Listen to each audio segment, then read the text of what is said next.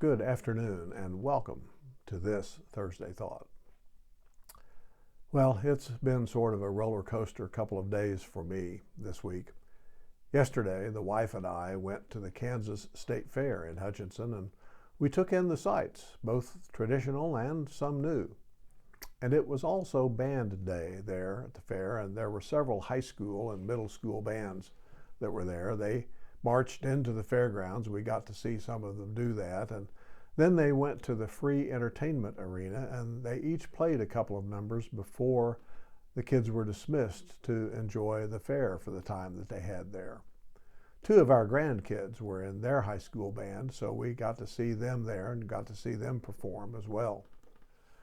Well, the fairgrounds weren't very crowded and the weather was maybe just a bit warm in the afternoon, but it was still very tolerable. Everyone, it seemed, was at least civil. Many held doors open or stepped out of the way for others and so on. I think the lack of a huge crowd makes everybody's day just a little better at the fair. We stopped at several booths in one of the buildings and visited a bit with the people who were there. The Goodland Vocational School just recently became affiliated with Fort Hays State University.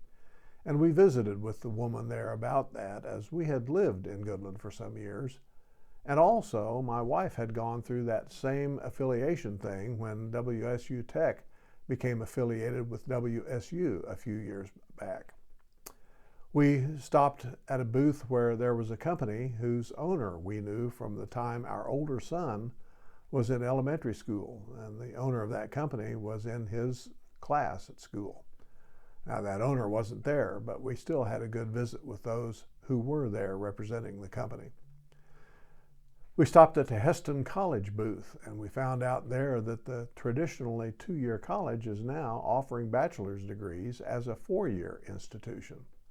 We visited about that with them as well. And we stopped at the Harper Industries booth, and we visited with the guys there about Do Ease products. Look that up online if you're unfamiliar with it. It's a great success story of an entrepreneur who made good, and we knew that entrepreneur and his family. Yes, we saw the butter sculpture. Yes, we saw the largest pumpkin, and we saw the largest watermelon. Yes, we rode the train. Yes, we rode the sky ride. And yes, we stopped at the Channel 12 booth. And yes, we got ice cream under the grandstand. And while we were there under the grandstand, we got cold water from the Temperance Union water fountain, which has been at that same location under the grandstand for many decades and has that same little animated man turning the pages of a booklet extolling the virtues of temperance.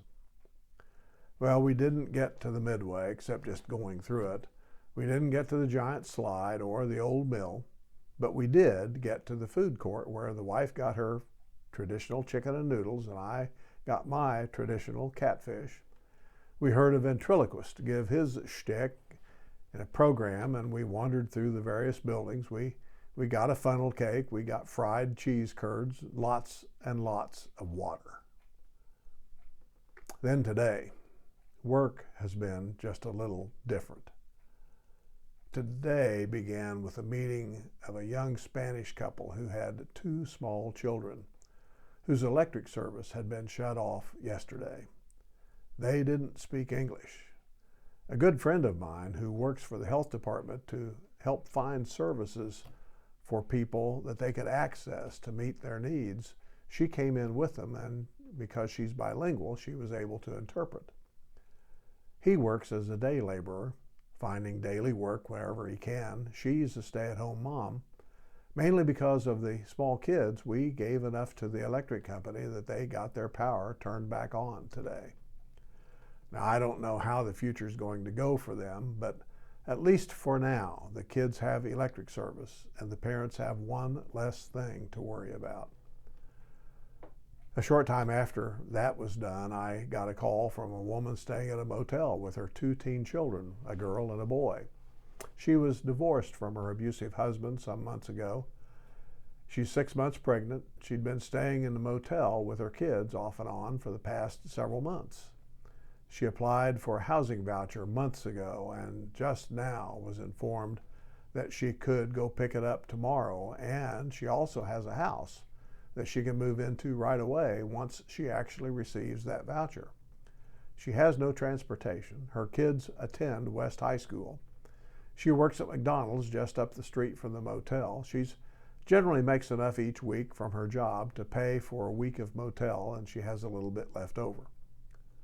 Well, she called because she hadn't been able to work recently and her motel room ran out. She only needed one more day until she could get the housing voucher. If she had to move out because she had no transportation, she couldn't have stayed in her car. They would have had to have been on the street someplace. Well, we normally don't do motels, but something told me during that conversation that she was genuine and she really needed the help. So I went to the motel, paid for the room for the day, and I gave her a little cash to get by with groceries until her food stamps came in on Monday. I also gave her information about our food pantry and a couple more places where she might be able to access some services. So, this day has been very different from yesterday. Instead of seeing the largesse and excess in society, the ice cream, the fried Oreos, the Pronto Pups, and all the rest, I've seen the other side today, the need. And it really makes one stop and think and pray both a prayer of thanksgiving as well as a prayer for blessing for those in need. Well, may you be well physically, emotionally, and spiritually this day. May you be generous. May you demonstrate a genuine love for your neighbor. And may you be washed in the grace of God this day. Blessings.